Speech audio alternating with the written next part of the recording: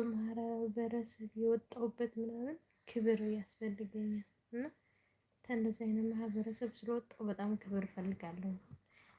እኔ ሰውን ፈልጌ አልሄድም ፈልጎኝ ሲመጣ እሺ እቀበላለሁ እንጂ እኔ ግን ሰውን አልፈልግም። ለዛ ነው ምክንያቱም ሰዎች በፈለኳቸው ቁጥር የሚተረጉሙበት አንግል አልመቸኝ እያለ ስለሆነ ሰውን አልፈልግም። ፈልገው ከመጡ ግን እሱ አለ። እኔ ግን ፈልጌ አልሄድም። ይቅርታ አድርግልኝ አልደውልም።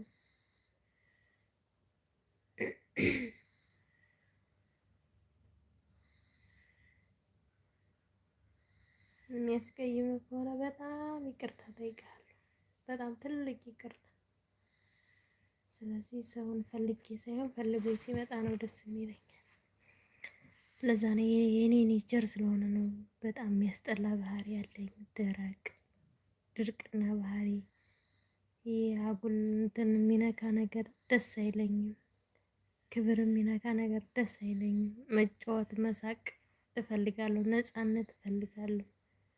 አዎ ለሰውም ነጻነትን መስጠት እፈልጋለሁ። ግን እኔም ነጻነቴን